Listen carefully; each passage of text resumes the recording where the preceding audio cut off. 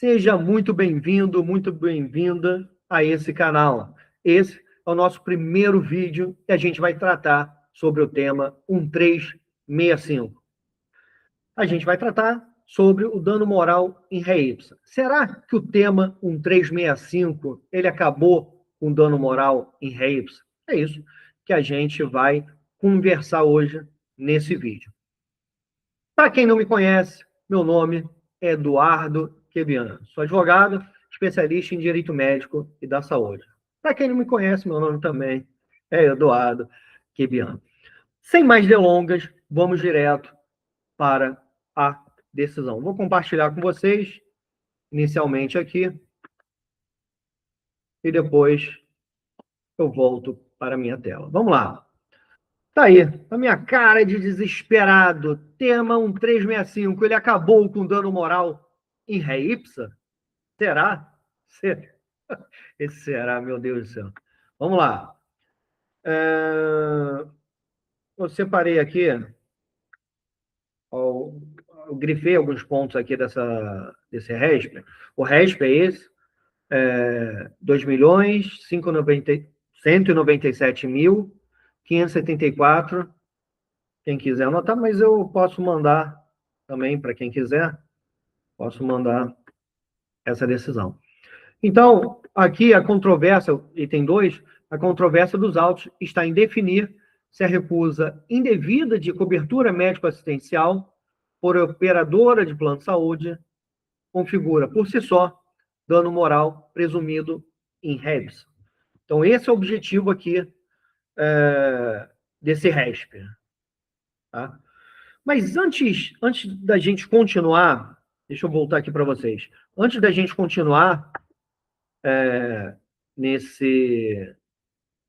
analisando essa decisão, eu quero falar sobre o que gerou, qual foi o caso concreto. Uma criança, uma criança autista, estava fazendo tratamento normal, indo lá na clínica, só que essa clínica foi descredenciada. E, por sua vez, a operadora do plano de saúde não ofereceu outra clínica da mesma qualidade para o consumidor, para o segurado. E simplesmente interrompeu o tratamento. O Tribunal de Justiça de São Paulo, ele analisou a inicial e achou por bem arbitrar uma indenização para essa criança. Uma indenização robusta, grande, de 1, 2, 3 mil reais. Pois é, 3 mil reais pela interrupção, desculpa, do tratamento dessa criança. Então, a interrupção do tratamento gerou a obrigação de indenizar no montante de 3 mil reais. Um valor muito baixo, muito aquém do que era arbitrado há 10 anos. Inclusive, sobre isso, ao final, eu vou falar sobre a teoria da adequação inflacionária quanto aos danos morais. Essa teoria é da doutora Thaís Curti. É muito importante que vocês usem. Então, é importante que vocês vejam 3 mil reais. Mas, enfim, eu queria só falar sobre o caso concreto com vocês, porque ele é importante que vocês saibam o que foi tratado pelo Tribunal de Justiça. Mas vejam, né? 3 mil reais de danos morais. Acho que isso geraria até novo dano moral, né? Mas, enfim, é por isso que você, advogado, precisa trabalhar de forma mais dedicada, para que a gente consiga melhorar a verba indenizatória. Então, a tese que foi firmada nesse tema foi a seguinte: a simples recusa indevida de cobertura médico-assistencial por operadora de plano de saúde não gera, por si só, danos morais, dano moral presumido, aquele em ré Y. Então, além da recusa, é imprescindível que tenha outros elementos que permitam constatar alteração anímica da vítima em grau suficiente para ultrapassar o mero aborrecimento ou dissabor. Então, não basta a recusa. É necessário que tenha outros elementos para que seja possível entender ali a existência, para que seja enxergado a existência do dano moral. E quem quiser essa decisão aqui, sem problema nenhum, é só mandar mensagem que eu envio. Então, vamos lá. Eu vou direto, para a gente não perder muito tempo, eu vou direto para as partes que eu grifei. Isso aí eu já falei com vocês. Ao final, a gente vai falar sobre a teoria da doutora Thais Curti. Vamos lá. Vamos a esse item aqui.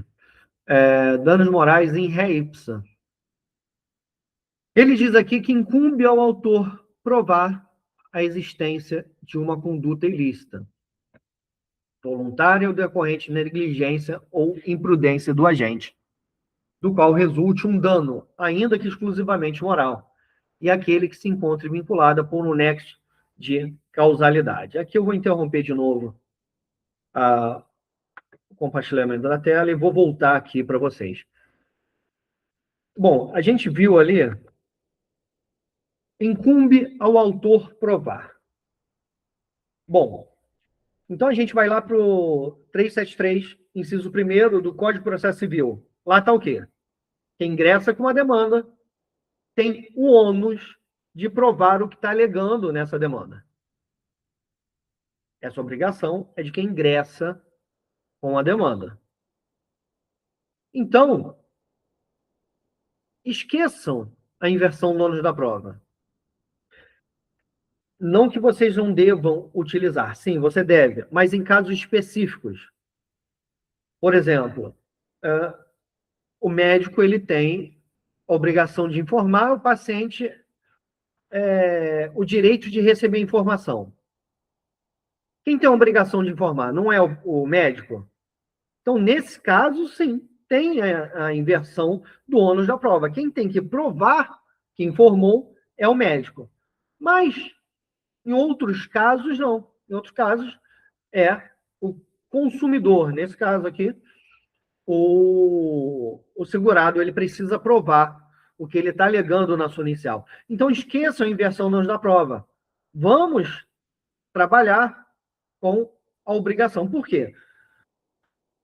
Porque quando o advogado fixa muito a mente na inversão do ônus da prova, ele acaba esquecendo que acaba sendo menos diligente e acaba deixando passar alguma coisa. Então, se você tira da sua cabeça a inversão do ônus da prova e deixa aqui, não que não seja uma coisa que você não vai usar, mas deixa ele aqui, ó.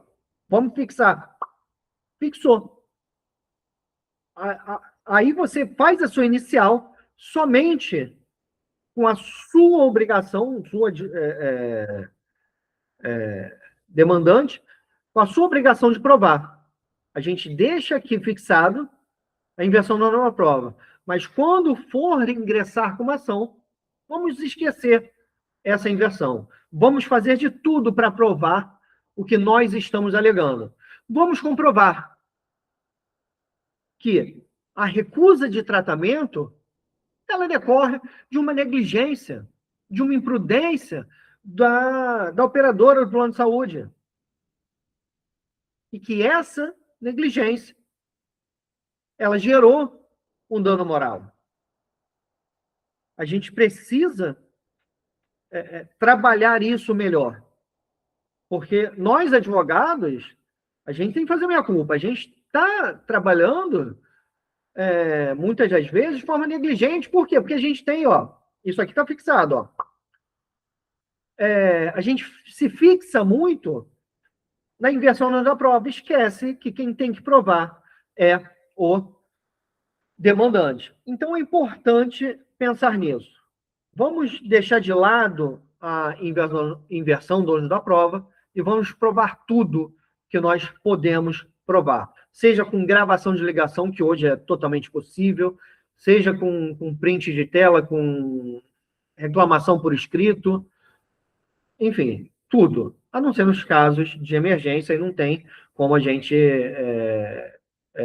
ter esse tempo de registrar por escrito. Mas o que der, vamos registrar por escrito. É imprescindível para produzir prova. Então, é isso que eu peço para vocês, porque vocês melhorando a advocacia de vocês, melhora a nossa, da coletividade. Então, vamos fazer esse combinado aqui, tá? Vamos lá, vou voltar aqui com a tela. Então, o ministro ele fala é que incumbe ao demandante provar que a recusa do tratamento é de uma conduta ilícita, que não é uma conduta certa, correta, que o tratamento ele tem previsão, até mesmo contratual. Então, vamos lá, vamos adiante. Ele fala que parte da doutrina defende que, para fins de comprovação de danos morais, não é necessária a prova de dor, mas apenas a demonstração no campo processual do fato gerador da lesão. Então, você demonstra o que gerou essa lesão aos direitos da personalidade, com que se presume a existência de uma alteração anímica e, consequentemente, o dano moral. Então, não foi o dano moral em ré ipsa, ele não foi excluído, muito antes, pelo contrário, ele existe, mas foi que foi dito anteriormente. É necessário provar a conduta e o nexo de causalidade entre a conduta e os danos gerados. Então, nós precisamos fazer essa observação e trabalhar de forma mais diligente, mais aprofundada. Vamos lá. Foi o que ele disse aqui. Nem toda alteração anímica do sujeito de direito pode ser considerada um dano moral. A definição do dano moral exclui o mero aborrecimento, desconforto ou vicissitude corriqueira. Vamos lá. Por exemplo, eu preciso fazer um exame, ali um exame que se faz anualmente, ali só para ver se está tudo certo e tal, um check-up. Ah, mas recusou o exame de sangue, um exame simples. Isso vai gerar dano moral? Será que com uma ligação eu não consigo resolver? Será que não teve um problema sistêmico, um problema de rede, um problema de internet? Nossa internet cai. Acontece isso, infelizmente, por diversos problemas que, às vezes, não problemas internos dele. É claro, o risco do empreendimento não pode ser transferido para o consumidor. Mas será que a gente precisa judicializar tudo? Não. É isso que a gente precisa pensar. A gente não precisa judicializar tudo, em pese, muitos casos, quando a gente tenta ali resolver 1, 2, 3, 4 vezes e não consegue, aí sim a gente precisa judicializar. Então vamos lá, vamos continuar. Eu acho que eu não compartilhei a minha tela com vocês. Eu sei que vocês querem me ver, mas eu vou voltar para a minha tela aqui com vocês e já volto. Vamos lá, compartilhar. Agora sim. Então tá, existem pessoas mais suscetíveis aos fatos da vida que sofrem anormalmente. A geração de hoje, ela se frustra fácil. Então, para a geração de hoje, tudo vai ser dano moral. E não, a gente tem que compreender também que coisas acontecem. A internet caiu. A gente vai fazer o quê? Mas a gente precisa resolver. Então, será que um simples telefonema não resolveria? É isso que a gente precisa pensar. Esse sofrimento anormal, ele gera o dever de indenizar? Com eventos costumeiros, previsíveis da sociedade, ou mazelas do tempo em que vivem. Então, nesse caso, não há o dever de reparar, como está dito aqui. porque não ocorre qualquer lesão a direito à personalidade. Então, é isso que a gente deve prestar atenção. Vamos lá, vamos adiante. Tá aí grifado também, ó, mero de sabor, aborrecimento, mágoa, irritação, sensibilidade exacerbada, estão fora da órbita do dano moral. De fato, olha, chega muito cliente querendo processar coisa que não é para processar. E você, advogado, precisa negar, precisa recusar, precisa explicar para o cliente que não é qualquer coisa que você vai processar, né? Vamos lá, vamos ler essa parte aqui. Exigindo-se, como regra, que o fato gerador da suposta lesão, de per si, seja capaz de alterar o estado psíquico da vítima em nível suficiente para ultrapassar o mero aborrecimento ou dissabor, levando em conta as reações anímicas esperadas de um homem médio. Será que um homem médio ficaria tão irritado e ultrapassaria o mero aborrecimento se um exame de sangue fosse recusado? Eu ia ficar feliz, que eu não gosto de furar, ser furado toda hora na veia. Mas, enfim, será que isso gera dano moral? Acho que a gente precisa pensar sobre isso. Vamos lá.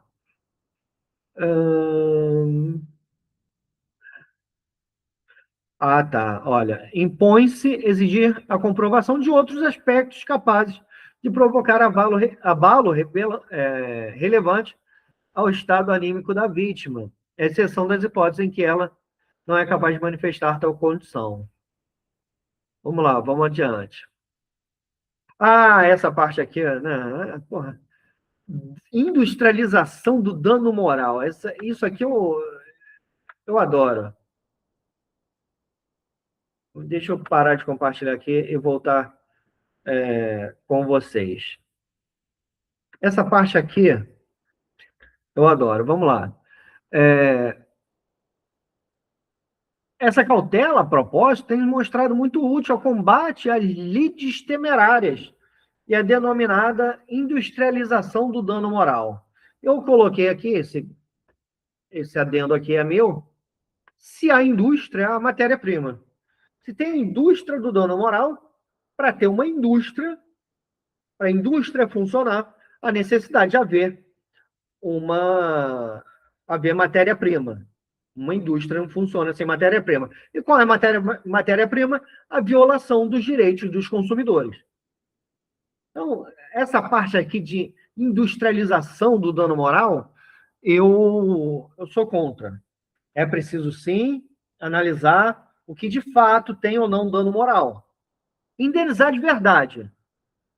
E recusar totalmente aquilo que não é. Mas, jamais falar que tem uma indústria do dano moral. Isso, tem gente de má fé? Tem. Tem gente que ingressa com a ação à toa? Tem. Mas tem muita gente que recorre ao Poder Judiciário porque já tentou 1, 2, 3, 4, 5, 6, 7, 8, 20 vezes resolver o problema e não conseguiu. Então não tem indústria do dano moral. Tem indústria, tem matéria-prima. E é sobre isso que a gente precisa pensar. E não massacrar o consumidor arbitrando indenização de R$3.000. E isso eu quero falar com você no final desse vídeo. Vamos lá, também não vou ficar muito tempo falando aqui, senão esse vídeo vai durar 3.000 horas. Descrédito do dano moral como princípio legítimo da responsabilidade civil. Hoje, com os excessos reprimidos e a ponderação guiando os cálculos e valores adequados ao sentido do 944. Eu até coloquei aqui o 944. A indenização mede-se pela extensão do dano. Senhores e senhoras, R$3.000 para recusa de tratamento de uma pessoa, de uma criança autista. Será que o Tribunal de Justiça ele viu a extensão dos danos e indenizou de forma adequada? Será que indenizou de forma adequada? R$3.000 indenizar de forma adequada? Claro que não. Esse artigo 944 foi absolutamente ignorado. Foi uma indenização ridícula, muito baixa. Mas é o que a gente tem para hoje e a decisão foi mantida, foi arbitrada pelo juízo de primeiro grau, mantida pelo TJ, e está aí, R$ 3.000. Bom, vamos adiante. É cautela na fixação do valor. Cautela, R$ 3.000 da cautela. O que hoje nós compramos com R$ 3.000? Pouco. É, de fato, uma miséria. Deve o juiz investigar. Aí sim, esquece aquilo de dano moral, a indústria do dano moral. O juiz deve investigar sempre que entender necessário, as circunstâncias do caso concreto, inclusive por intermédio da produção de depoimento pessoal. Tá, correto. Mas jamais dizer que há uma indústria do dano moral. Se tem indústria, tem matéria-prima, e a matéria-prima aqui, nesse caso, é a violação dos direitos dos consumidores, dos segurados. Então, vamos lá. Por todos esses motivos, que o Superior Tribunal de Justiça tem reservado o reconhecimento do dano moral em ré ipsa, ou presumido, somente para hipóteses em que a gravidade da conduta, em si mesma considerada, é tamanha a ponto de não restar dúvida de que a vítima sofreu grave lesão em seus direitos de personalidade. E aqui, grave lesão. Por que só grave lesão pode ter direito à indenização? Tem coisa que eu vou me frustrar. Eu estou fazendo exame de sangue, constato que preciso de um tratamento aprofundado. Nega, já estou no hospital, estou fazendo uma bateria de exames, mas o tratamento é negado, vai frustrar, vai ultrapassar o mero aborrecimento. Ah, mas não é um tratamento imprescindível. O consumidor poderia ir para casa. Tá, mas eu estou no hospital, já estou. A vibração do hospital já é uma vibração baixa. É um ambiente ruim. Pessoas morrem no hospital. Então, mandar um paciente para casa que está querendo tratamento, por favor, né? Mas vamos lá. O... E não compartilhei a tela com vocês. Esse negócio de ir voltar com a tela. Vamos lá. Ele aqui fala de exemplos de reconhecimento de dano moral em réis. A violência contra a mulher, a irregular anotação em cadastro de proteção ao crédito, o que alguns juízes estão ignorando, falando, negativação não gera dano moral, não. Enfim. Uso indevido na marca. Uso indevido na marca é mais importante que a recusa de tratamento. Vamos lá, né? A infração de direitos da propriedade industrial é mais importante. Concorrência desleal, olha, maravilha. O uso não autorizado da imagem para fins econômicos ou comerciais. O uso não autorizado da imagem de menor, beleza. A ausência de prévia comunicação ao consumidor acerca da inscrição do seu nome, show de bola. Tem muitos juízes ignorando, falando que é mero aborrecimento, que não gerou nenhum transtorno. Só negativar já baixa pontuação, que é uma beleza. Disponibilização de dados, ainda que não sensíveis, por gestor de banco de dados. A terceira, sem consentimento do cadastrado. A presença de corpo estranho, entendo. Deus me livre. Não só a gente está comendo. Enfim. Por outro lado, já se afastou a existência de dano moral presumido nas seguintes hipóteses. Atraso por parte da instituição financeira na baixa de gravame de alienação fiduciária. Descumprimento no prazo de estabelecimento para prestação de serviço bancário. Desrespeito aos limites legais da utilização do sistema Credit Scoring. Fraude bancária, ensejadora de contratação de empréstimo, atraso na entrega de imóvel, enfim, fala aqui de algumas situações que são afastados os danos moral. E aqui, ele, nesse item 5, ele trata, vamos lá, do dano moral decorrente de recusa indevida de cobertura médico-assistencial por operado de plano, operadora, né, de plano de saúde. Deixando claro que esse não é o caso dos autos, que no caso dos autos, o paciente vinha recebendo o tratamento e o tratamento dele foi interrompido porque a clínica foi descredenciada e o operador do plano de saúde não ofereceu outra no mesmo nível, né? Vamos lá. Vamos ler só essas partes importantes aqui que eu grifei. No entanto, dessa simples recusa, sem o exame de circunstâncias do caso concreto, das consequências dela advindas, não é possível extrair em toda e qualquer hipótese, concordo parcialmente, ter a vítima sofrido grave lesão. E não é somente a grave lesão que é indenizável. A lesão aos direitos da personalidade, não só a grave lesão, deve ser indenizada. Aqui ele fala sobre, aqui, com efeito, a recusa de cobertura médico-assistencial pode resultar de inúmeros fatores, desde a existência de dúvida interpretativa das cláusulas contratuais até a contínua modificação das normas regulamentares. Novamente, não é o caso dos autos. Passando ainda pela indesejada oscilação da jurisprudência dos tribunais. Aspectos que, de antemão, já atenuam o grau de reprovabilidade da conduta, a depender do contexto do qual ela está inserida. Então, vamos lá. Reprovabilidade da conduta. Reprovabilidade da conduta.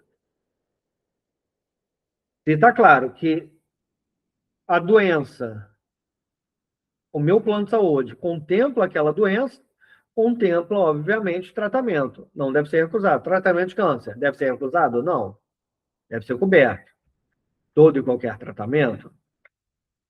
Aí, se não houver, se o tratamento que o paciente já se submeteu não está fazendo efeito, o plano de saúde deve realizar a cobertura. Vamos lá, um outro item aqui que eu separei para vocês é o seguinte: a necessidade de ponderação de todos esses aspectos em cada caso submetido à apreciação judicial. Impede reconhecer a existência de dano moral em re ipsa, apenas com base na recusa injustificada da cobertura médico-assistencial pelas operadoras de plano de saúde. Concordo. Parcialmente, como eu disse. Qualquer recusa não vai gerar obrigação de indenizar. Muito antes, pelo contrário. Claro que a recusa tem que afetar ali. Foi o que eu disse. Estou no hospital. Fiz um monte de exame. Constatei a patologia, que é coberta pelo meu plano de saúde. Aí a operadora nega. Estou naquele hospital, naquele ambiente horrível. E meu tratamento é negado. Vai gerar dano moral? Esse estresse, ele piora o quadro clínico do paciente. Gera, enfim, estresse, cortisol e etc., que acaba dificultando ali a recuperação, reduz a resistência do corpo. Então, entendo sim que gera dano moral. Mas a recusa ali do cotidiano, num simples exame, não vejo que geraria automaticamente o dano moral. Mas hoje recusa, um exame simples, hoje recusa. Aí preciso fazer daqui a um mês, recusa de novo, mesmo exame, sei lá. Enfim, não sou médico, mas tem que fazer o exame novamente. Daqui a 3, 4 meses, preciso fazer novamente. E todas essas novamente recusa.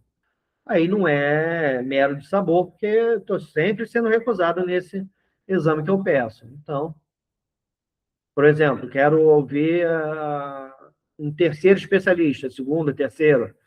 Aí o plano de saúde, pô, ele já foi no ortopedista 2 vezes, vai de novo e recusa o atendimento. Pode. gera dano moral?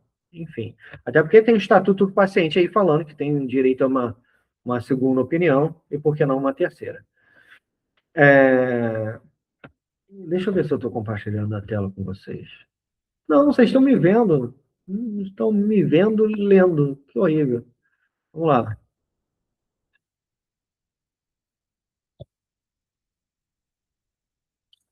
Bom, vamos lá. Vamos para acabar logo com isso também, para não ficar prendendo vocês. Na hipótese de agravamento da condição de dor, abalo psicológico e demais prejuízos à saúde, já prejudicado. Então, a recusa ilegítima, é isso que eu quero falar com vocês. Recusa ilegítima. Então, a conduta do plano, da operadora do plano de saúde, ela precisa ser ilegítima, precisa ser negligente, indevida, abusiva. Isso é facilmente provado. Então, é isso que a gente precisa fixar a nossa mente, em provar essa negligência do plano de saúde, a não ser que seja um caso emergencial. Vamos lá, outra parte aqui que eu grifei aqui.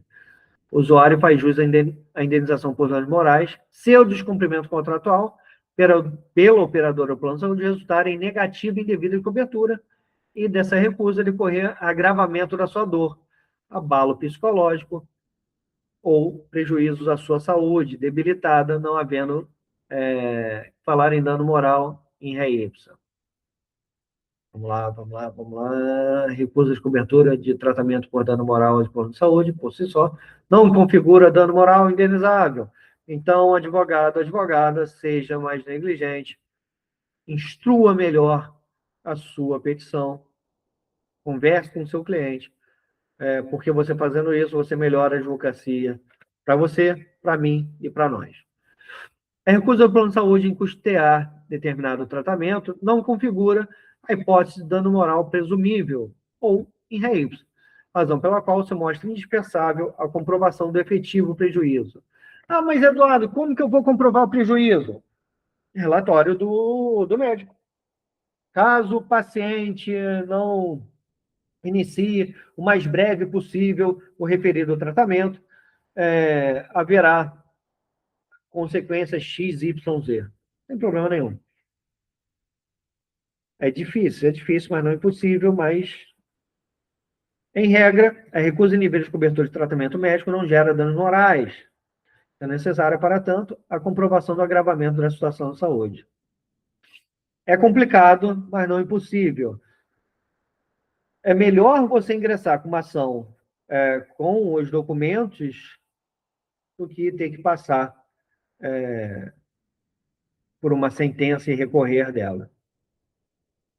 Então, essas decisões que estão aqui, fala... Ah, está aqui, ó, isso aqui eu quero... A orientação jurisprudencial que vigora nesta Corte Superior é no sentido de que a recusa do plano de saúde em cobrir atendimento médico em situação emergencial configura dano moral presumido. Então, a emergência, não há que ter dúvidas, gera dano moral. O dever de reparação de danos dos direitos de personalidade, no caso de recusa injustificada da cobertura médico-essencial, e desde que constatado abalo moral concreto, não meramente presumido, poderá estar justificado nas seguintes hipóteses. A. Recusa em contexto de emergência médica, risco de vida, risco de morte, na verdade. Né? Se tiver risco de vida, eu estou feliz. Ou agravamento iminente do quadro clínico.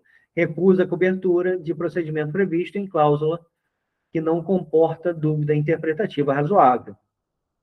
Se aquela cláusula do contrato não gera nenhuma dúvida razoável, gera dano moral.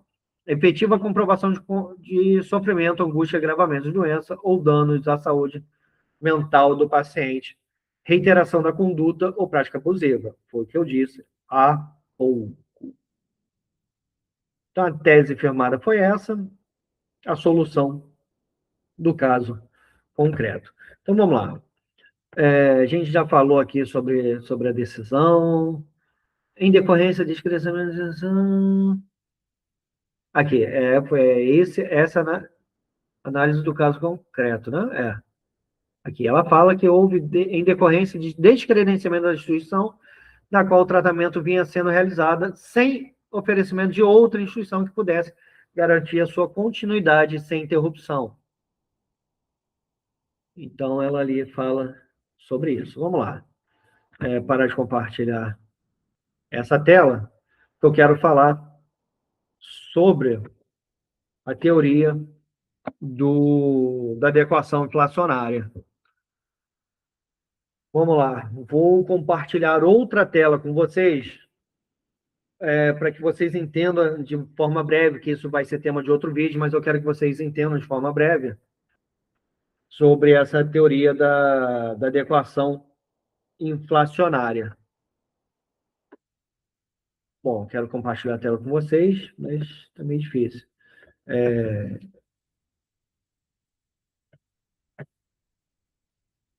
Vamos lá. Cadê? Vamos compartilhar a tela para que eu possa falar com vocês.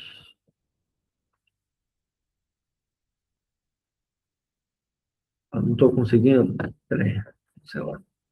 Estou conseguindo.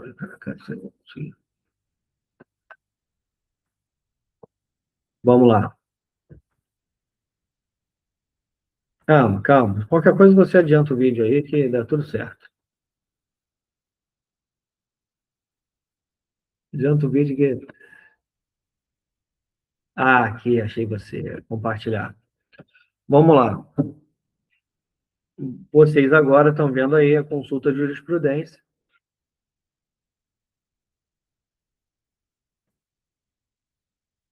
Se eu não me engano, acho que é a segunda ou terceira decisão que aparece. Ih, não. Peraí.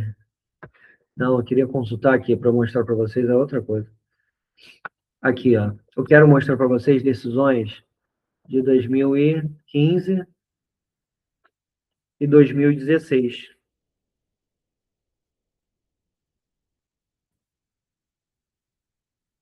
Que é exatamente sobre a teoria da adequação inflacionária dos danos morais. Se não me engano, aqui. Isso aqui, idosos com 83 anos, portadores de câncer, recusa de tratamento, R$10.000. Mas Eduardo, eu estava com câncer. Tá, vamos lá. Portador de ceratocone,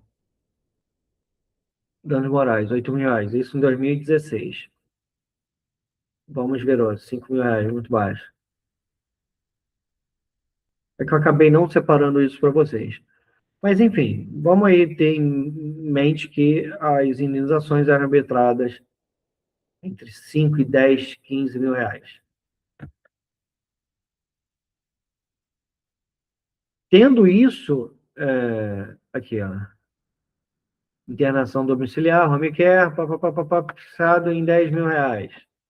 Não é difícil a gente encontrar esses valores. 10, 8, 10 mil reais. 5 mil é baixo. Naquele tempo já era baixo. Para você ver. Então, pensa aqui comigo. É claro que eu não fiz uma pesquisa aprofundada, porque foi algo rápido aqui que eu pesquisei. Mas a pesquisa foi ali, menos de um minuto. Encontrei algumas decisões que as indenizações por recusa de tratamento gerou indenização de R$8.000, de R$10.000. A gente encontra de 15 também. Então, uma pesquisa rápida de um minuto, a gente encontrou indenizações de R$8.000, valores mais altos do que essa de um valor ridículo de R$3.000. Eu vou compartilhar aqui com vocês o cálculo que eu fiz pelo Banco Central, aplicando a inflação. Aqui. Estou compartilhando já? Estou, né? Estou. Então, vamos lá. Eu botei aqui, procurei no Google o Banco Central para a gente fazer a atualização do valor de 8 mil, que foi o valor mais baixo que a gente encontrou. Então, em 2016, aqui, em dezembro de 2016, o valor de indenização para recusa de tratamento era de R$ 8.000. Se a gente for aplicar correção, inflação e etc., esse valor passa para R$ 14.000. Então, esse é um valor baixo ainda, mas valor de R$ 14.000, que você não vê sendo arbitrado com frequência, e deveria. Então, é isso que eu quero falar, era sobre isso também que eu queria falar com vocês. Primeiro ponto, vamos pensar aqui nesse tema, nessa decisão. Primeiro, a gente precisa trabalhar de forma mais diligente. Vamos deixar a inversão do ônus da prova aqui, ó, fixado. Não que a gente não vai usar, mas deixa aqui fixado. Vamos nos tornar mais diligentes na prova, nas provas dos danos morais.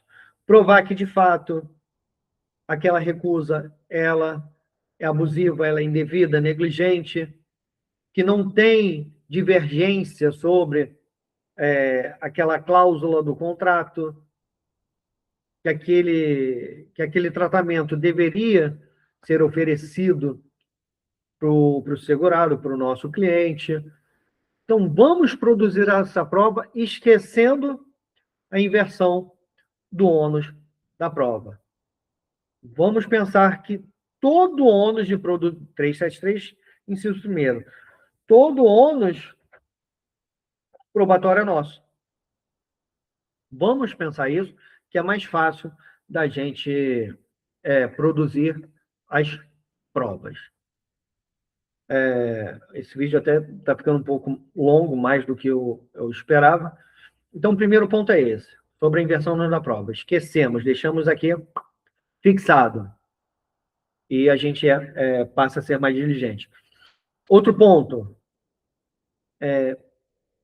comparem as indenizações de 10 anos, 15 anos. Bota lá no Tribunal de Justiça, como eu fiz, vocês acompanharam.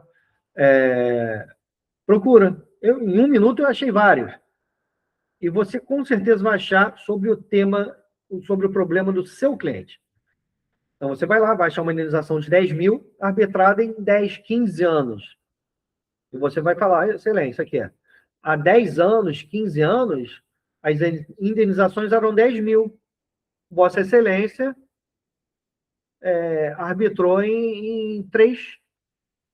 Não, se lá atrás era arbitrado em 10 mil, aplicando a inflação a esse valor nos dias atuais, essa indenização passa a 15, 20 mil. O poder de compra foi reduzido em 10, 15 anos. E é isso que você precisa mostrar na sua inicial. Vamos lá.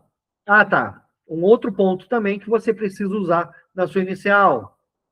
Porque você utilizando tudo isso, você se ajuda e me ajuda e nos ajuda. Ajuda toda a advocacia. A teoria do desvio produtivo do consumidor. A perda do tempo de vida, não do tempo útil.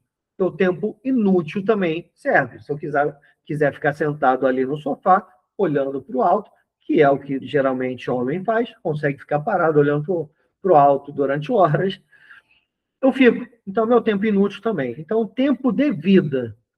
Então, peçam a indenização pelo tempo de vida também. Então, só esses dois já é legal você usar. A teoria da adequação inflacionária e a teoria do desvio produtivo.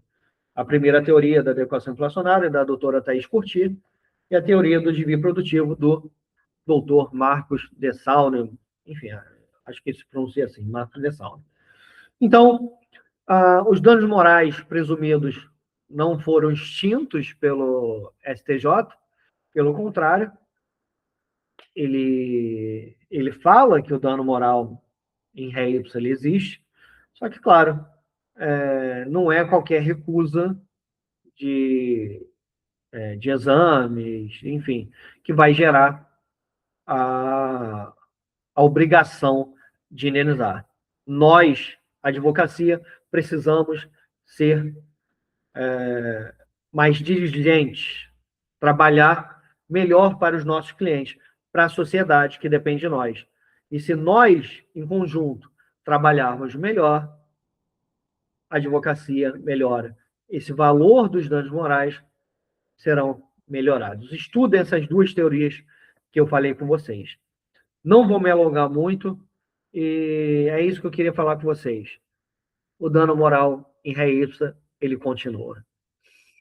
E, para finalizar, quero pedir para vocês, se inscreva no canal, clique no sininho e vem comigo. Acompanhe o meu canal aqui no YouTube e me segue lá no Instagram, @eduardo.quebiano.